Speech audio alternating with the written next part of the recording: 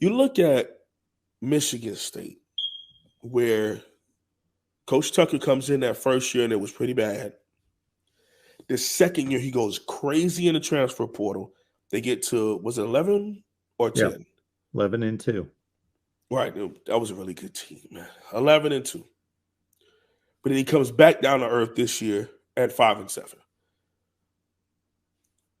The formula, in my opinion, to have it be sustainable is to recruit elitely in high school and still take a bunch of transfers. Would you agree with that or would you disagree with that? And if so, what would be your formula in your opinion? I think it's similar to the NFL. I think that you build an NFL winning team through the NFL draft and you supplement your needs through free agency.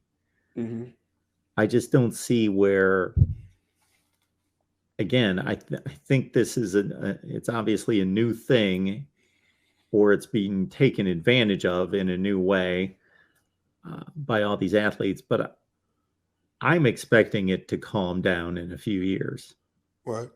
There's still going to be a lot of players in there, but not 4,000 in 3 days. Yeah. Yeah. And it's going to be more like, and maybe, I don't know who would get a hold of it, but there's so many things with NIL and now transfer portal that gets talked about of not limiting anyone. It's a free country and there should still be the ceiling, beyond the ceiling, opportunities to move about where you want and find a place and make as much money as you possibly can. I don't believe in a cap on any of that unless college football is restructured. Then you can justify a cap if everyone's under the same umbrella. And then also with the transfer portal, I just think maybe, I don't know exactly what the dates are. Obviously, this last cycle started December 5th. So there are you get 35 days. So it's the middle of January, this will stop. Yeah. So there are restrictions on it. And that's new. That wasn't around. Yeah. Just last year, you could go all the way through. Yeah. At any moment, you could be like, coach, you know what? I don't like the way you're talking to me. I'm hitting the portal. There's nothing the coach to do about it. That's a plus, because there has to be some just structure on it, just to allow the coaches and the coaching staffs to be able to plan for the next season. They can't be fearful that tomorrow there's going to be 8 guys walk out the door and the season's going to start in a couple months. There needs to be, and then the next window is going to be after spring practice. Correct. Yeah. Which so that's, they're working on it. They're trying. Right. And that to me is important. They're trying to figure out a way to get it right, because the last 2 years, it was just at any moment you could up and go.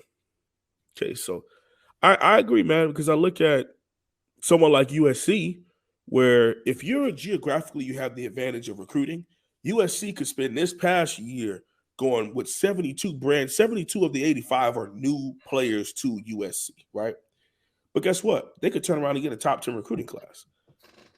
A place like Michigan State, a place like Indiana, places like that, they can't turn around and have this amazing top 5 recruiting class to stack up with the transfer portal.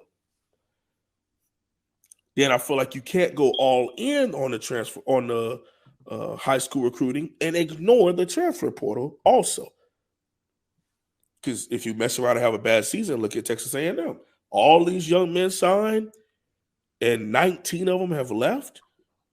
14 of them from your number 1 ranked recruiting class just up and leave on you.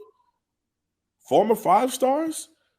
But this is what I mean. Like, what happened to the connection, man? They still got the same receiver coach, still got the same head coach, but they don't care. Up and left.